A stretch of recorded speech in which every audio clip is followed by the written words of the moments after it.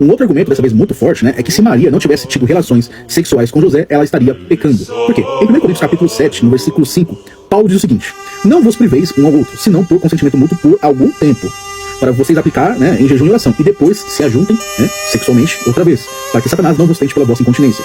Ou seja, um casal que se priva um do outro, ele está em pecado, né? Até porque Paulo também fala que o corpo da mulher pertence ao marido e o corpo do marido pertence à esposa. Então...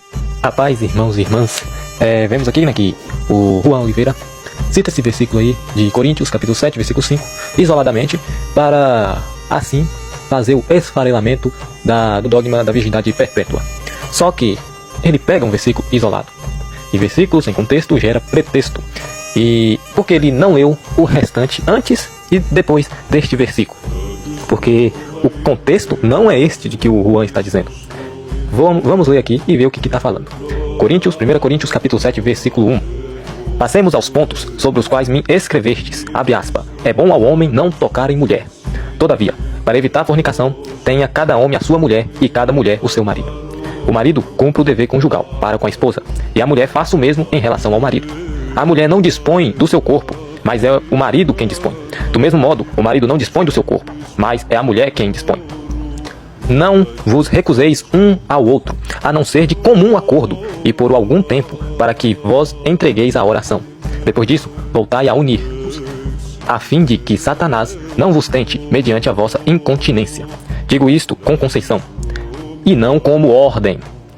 Quisera que todos os homens fossem como sou, mas cada um recebe de Deus seu dom particular. Um deste modo, outro daquele modo. Contudo, digo aos celibatários e às viúvas, que é bom ficarem como eu. Mas, se não podem guardar a continência, casem-se, pois é melhor casar-se do que ficar abrasado. Veja bem que Paulo, em momento algum, diz que isso é uma ordem, que isso é uma regra. Em momento algum, não está dizendo que isso aqui ele está ordenando ou que ele está mandando em nome de Jesus. Em momento algum. Ao contrário, ele faz o quê? Uma concessão. O que é isso? Ele está falando, se você quiser fazer isso, pode fazer. Se não quiser, também, não tem nada. Você pode fazer seu voto de castidade tranquilamente. Mas se você quiser voltar a praticar os atos sexuais com sua esposa, seu esposo, pode tranquilamente. Não é regra você consumar o casamento. Isso segundo Paulo. Agora, se vocês discordam de Paulo e só concordam com esse versículo retirado e tirado do contexto, aí já é com vocês. Porque aqui está bem claro. E ele ainda diz aqui, para deixar mais claro ainda: contudo digo aos celibatários e às viúvas, que é bom ficarem como eu. Ele está simplesmente falando a sua opinião. Por quê? Paulo, apóstolo, um dos mais influentes dos apóstolos, estava aqui falando sua opinião sobre tais coisas porque ele era o líder espiritual.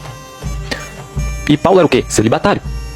Para Paulo, o que ele achava certo era o homem viver sua vida, a mulher viver a vida dela, sempre religiosamente, só para religião. E já, como todo mundo não pensa igual ele, aí ele fala isso aqui. Ele dá um conselho. Fala, ó, vocês podem ficar um tempo, mas vocês têm que voltar. Mas isso é minha opinião. Não é uma lei. Não tem nenhum momento aqui falando que é uma lei, que é uma ordem. Em momento algum. Agora, se vocês encontrar nessa passagem falando que é uma ordem, ponha nos comentários.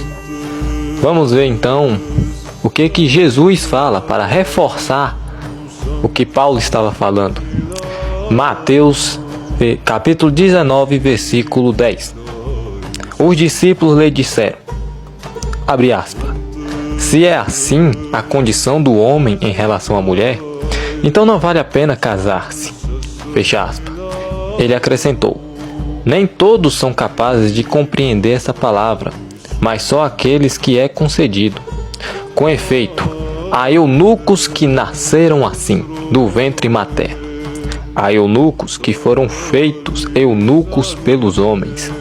E há eunucos que se fizeram eunucos por causa do reino dos céus. Quem tiver capacidade para compreender, compreenda.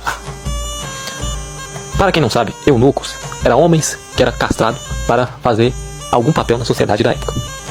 E aqui vemos 3 tipos de eunuco que Jesus está falando. Eunucos que nasceram assim, ou seja, homens que já nasceram talvez estéreis, ou então sem vontade de ter mulheres. Há eunucos que foram feitos eunucos pelos homens. Eles não queriam ser eunucos, mas foram forçados a serem eunucos. E o que significa? Foram castrados. E há eunucos que se fizeram eunucos por causa do reino dos céus. Agora, aqui que está. O que isso significa? Significa que você viver a castidade, independente de qual seja, não é errado se você busca o reino dos céus. E aqui entra o exemplo de Maria. Maria quis ser casta, São José quis ser casto. Por causa de quem? Por causa de Cristo, por causa de uma coisa maior, uma coisa que prazer nenhum nessa terra irá dar, que é o quê? O reino dos céus. E Paulo seguia esse segmento aqui, porque Paulo já era virgem, já era solteiro antes de ser cristão. E depois de ser cristão, continuou. E ainda pedia para os que eram solteiros ficassem na solitude. E é isso que está falando. Não é errado você viver em castidade, independente se é casado ou solteiro. Porque não tem nenhum versículo bíblico que fala que se você casou, você tem que consumar o casamento no sexo. Não tem nenhum versículo dizendo isso. E Paulo ainda deixou lá uma concessão, você faz se você quiser.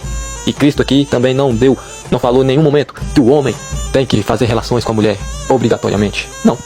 Então fica aí, eu quero a resposta de quem é contra a virgindade perpétua de Maria, onde está falando que é pecado permanecer virgem no casamento.